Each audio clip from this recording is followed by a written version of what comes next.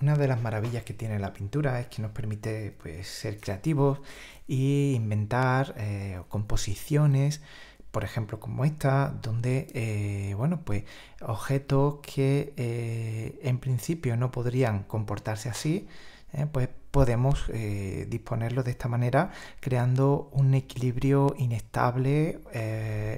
Bueno, pues eso, ¿no? Un equilibrio que sería imposible, ¿no? Reproducir una situación que en la vida real no se podría dar. Sobre todo, bueno, pues además con objetos que ni siquiera están atados entre sí, ¿no?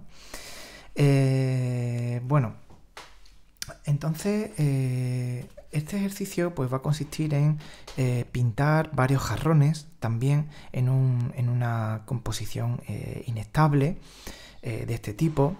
Y lo primero, bueno, es un ejercicio extra muy recomendable antes de hacer nuestra composición, pues sería practicar un poco los efectos de, bueno, pues efectos de estampados que la acuarela nos permite realizar, ¿no? Entonces, bueno, siempre el dibujo de un jarrón es muy sencillo porque al final son como curvas en torno a un eje de simetría. Todos los jarrones normalmente, bueno, igual que casi todos los objetos de la naturaleza, se componen de las figuras esenciales que hemos practicado en los otros ejercicios, como son el cilindro, el cono, la esfera, etcétera, ¿no? Entonces al final, pues casi todos los jarrones pues tienen una parte que es cilíndrica, otra parte que es esférica, otra parte que es cónica, y más o menos pues podemos inventarnos cómo sería el comportamiento de la luz. Luego la acuarela, a diferencia de otras pinturas, pues nos permite crear efectos de este tipo, ¿no? Como por ejemplo rayas o líneas que se van fundiendo unas con otras de esta manera tan suave y tan interesante, ¿no? Entonces, bueno, como ya comento, este sería un ejercicio muy interesante, un ejercicio previo a hacer la composición de los jarrones en equilibrio, que te recomiendo que hagas en casa, sobre todo pues para practicar las combinaciones de color y esos efectos de bueno, pues de texturas, de estampados, ¿no? Diferentes, ¿no? Luego ya pues podéis pasar a hacer composiciones como esta o como la que voy a hacer yo ahora. Y bueno, pues de una manera totalmente creativa, pues experimentar y buscar estampados diferentes, ¿no? Lo que sí habrá que tener en cuenta es qué estampados se hacen sobre seco y qué estampados se hacen sobre húmedo. Aquí se puede ver muy claramente que este jarrón está hecho entero sobre húmedo.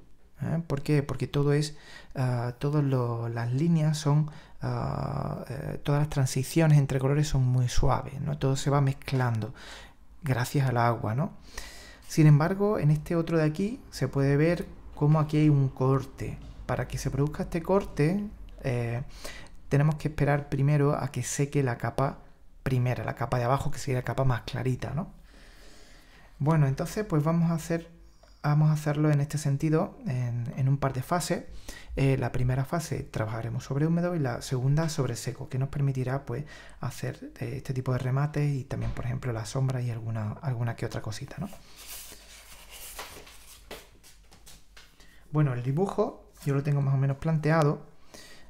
Serían 3 piezas, ¿vale? Si queréis le podéis poner como un eje de simetría a cada una. Y bueno, marcar un poquito.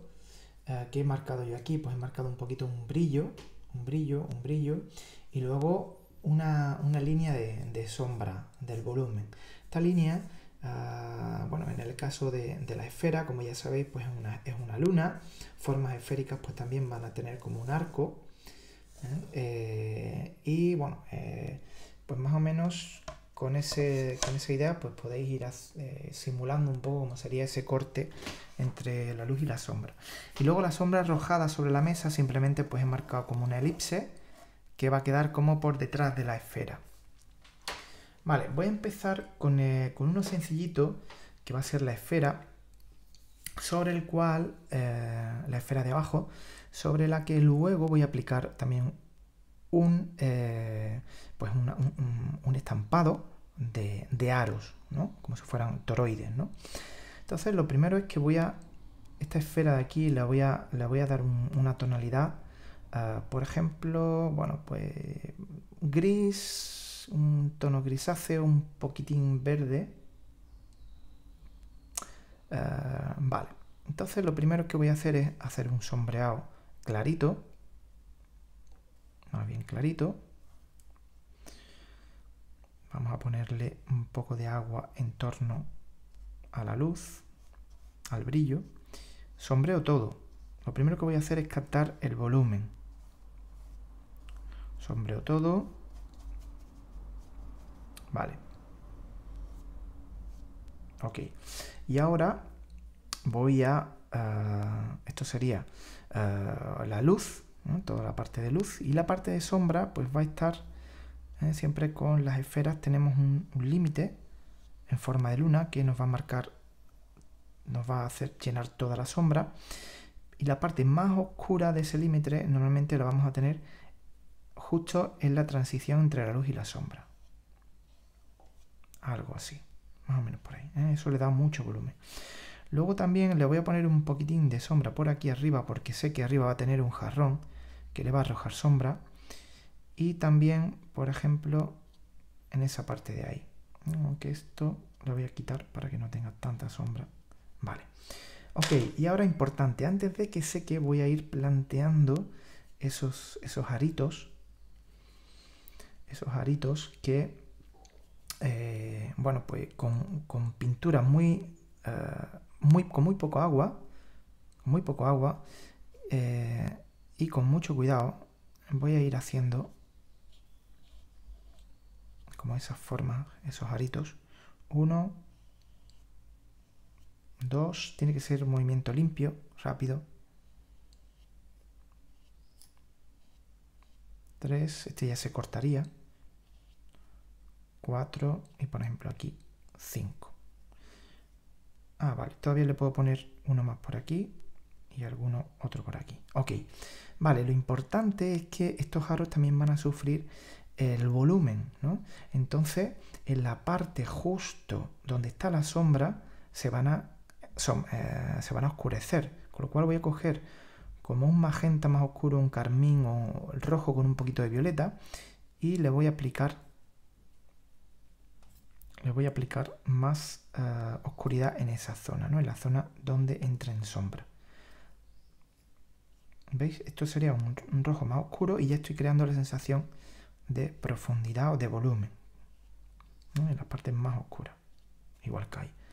Con eso ya se ve como ese rojo también guarda el mismo efecto de volumen de la esfera, ¿no?